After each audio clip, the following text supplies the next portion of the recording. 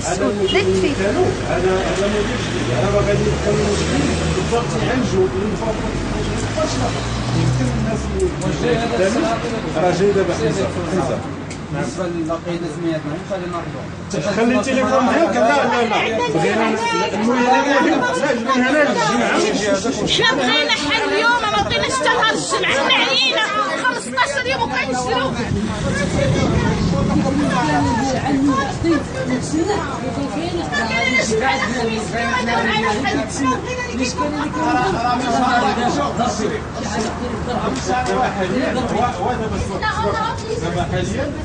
انا كنهضر على حق بنتي، راه من نهار كنا عندها القرايه وما كتقراش القرايه وما كتقراي وخاصها تمشي تقرا وما عندش باش نصيفطها.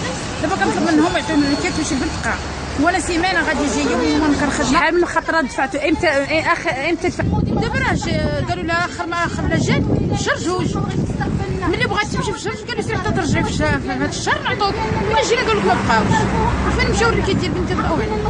وانا نكون عندي والله ما نوقف في هذا الشيء، والله ما نجي. انا خدامه غير على الفريكوات على الدراري على الدراري. ودابا السيمانه ما نقراي ودابا ما نقدر القرايه حتى هي يومين هذه ما قراتش. هي مسكينه خاصها تقرا وكيجيو فينا ويجيبوا. اول حل حيت هما عندهم مشاكل خاصه ديالهم، هما كيديروا بينا حنا السبه. هاد الناس قال لك ما مخلصينش دابا دي شي 7 شهور على ما اظن، وباش انهم يتخلصوا خاصهم ينوضوا صداع مع الطلبه. يعني هما كيخلطوا شي مع شي. باش غادي نعالجوا الموضوع حنا ديالنا ديال الطلبه، حنا اللي كنطلبوا من هاد الناس يعطينا الحق ديالنا، حيت حنا عندنا امتحانات، عندنا التزامات، عندنا ما يدار. الا هما ما عندهم ما يدار حنا راه عندنا ما يدار. حنا كطلبه كنقول لهم عطيونا غير حقنا الطبيعي. زين الطيار من مراكش بقى يعيط. انا انطلاقا من هذا المنبر تنقول لكم بلي الوالده ديالي راها مريضه مرض خطير، مرض السرطان. واش هاد الوالدين عندي غادي يتكلفوا بيا انا ولا غيتكلفوا بالوالده ديالي اللي خاصها مصاريف باش انها مصاريف التطبيب، مصاريف السفر، مصاريف انها تركب، ولا غيتكلفوا بيا انا اللي طالبه اللي خصهم يوكلوني، خاصهم يصيفطوني. انا اللي كنطالب غير بحقي. هادشي اللي بغيت انا، حقي الطبيعي. ما كنقول لهم عطوني غير حقي. هادشي اللي بغيت، حيت انا راه ما يمكنش ليا الوالده ديالي مريضه مرض خطير انها غادي نعطي مصاريف ديالها هي، مصاريف ديالي انا، مصاريف ديال خوتي. هادشي راه بزاف، هادشي راه ما يتحمل، هادشي راه بزاف كثير بزاف. حنا راه الدوله الحق والقانون، فينا هو هذا الحق، فينا هو هذا القانون.